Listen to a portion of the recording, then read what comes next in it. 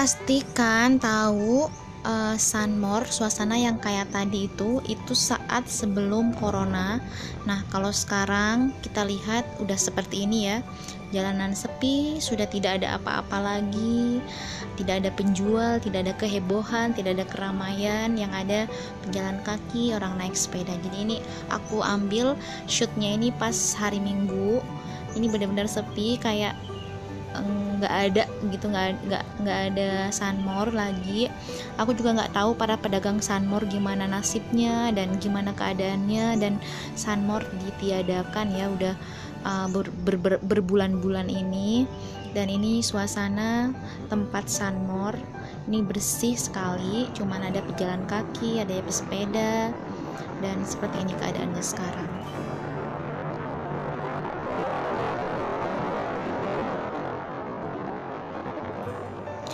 Sejarah Sunmore ini juga berliku-liku ya. Kemunculannya itu malah sejak tahun 1997, udah lama banget ya ternyata. Jadi dia itu bermula dari banyaknya orang yang berjalan kaki di seputar perumahan UGM, yaitu Timur Kusye itu.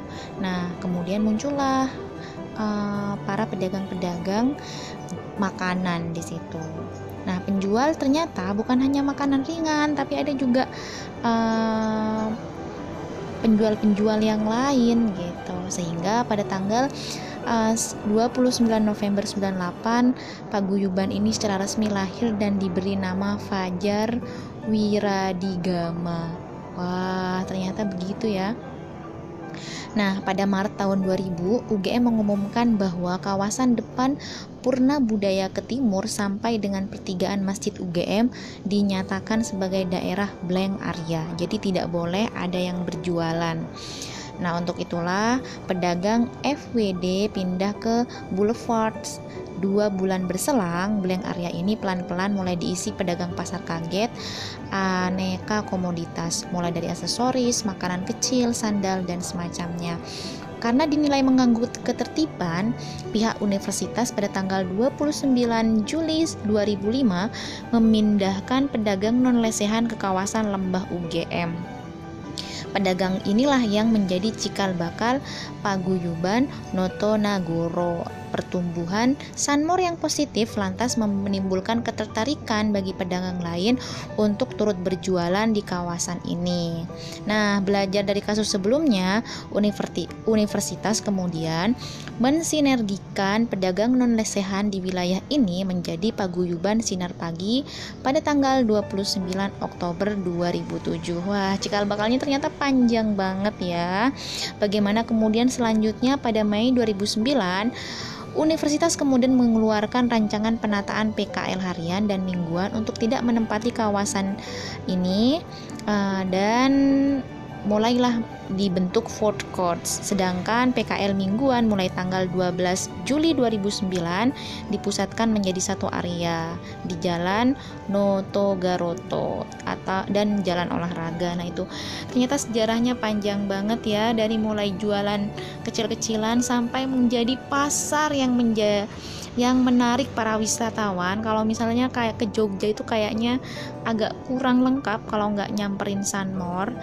Setiap mahasiswa yang pernah di Jogja pasti juga pernah ngerasain jalan-jalan di Sunmore, enaknya, serunya, serta cuci-cuci mata di Sunmore. Semuanya pasti pernah sampai di Sunmore. Ternyata memiliki sejarah panjang yang luar biasa sampai kemudian menjadi sebuah paguyuban pasar kaget, bisa dikatakan pasar kaget ya, yang banyak, dan bukan hanya mahasiswa saja tapi juga masyarakat berjualan di sini. Sayangnya selama pandemi ini ternyata Sunmore tentu ditutup ya, mengingat kita tidak boleh harus membuat kerumunan dan segala macamnya aturan pemerintah, dan terpaksa Sunmore tutup. Nah, ini dia keadaannya Sunmore semasa pandemi dan new normal. Jadi sampai saat ini Sunmore belum juga dibuka, dan kita tidak tahu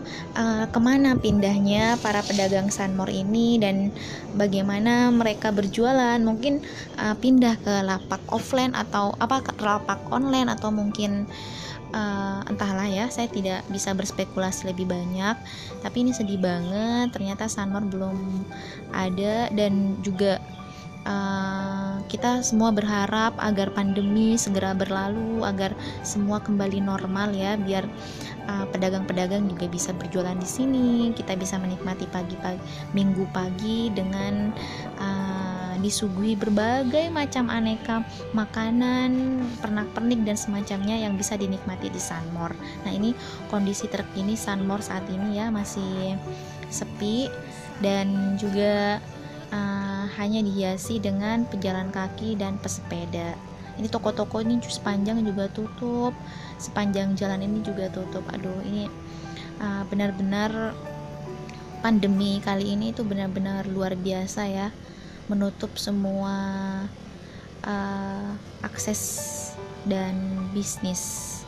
Kita semua berdoa semoga pandemi segera berlalu dan semua kembali normal tanpa takut, misalkan untuk melakukan kegiatan di luar rumah tanpa takut harus terinfeksi dan sebagainya. Kita semua berdoa semoga semua cepat berlalu dan mendapat titik terang. Nah, di kalangan mahasiswa sendiri, Sunmor ini menjadi primadona.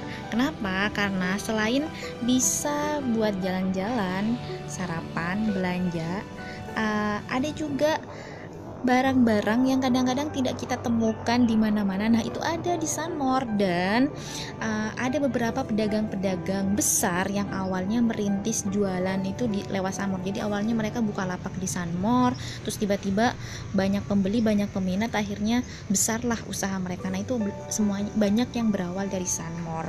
Bahkan bagi para pedagang, tempat ini juga merupakan berkah. Kenapa? Karena banyak ya, karena tempat ini tidak pernah sepi. Bahkan dalam satu hari ini, menurut keterangan Bugino, penjual lontong opor, dia mengaku bisa mendapatkan 3 juta. Bayangin 3 juta dalam satu hari, itu di hari Minggu. Sebenarnya nggak sampai satu hari sih, mungkin dari pagi sampai siang itu bisa sampai 3 juta. Kalau misalkan 4 sebulan itu berarti 4 kali kan, berarti bisa sampai 12 juta. Nah, ini berkah sekali ya.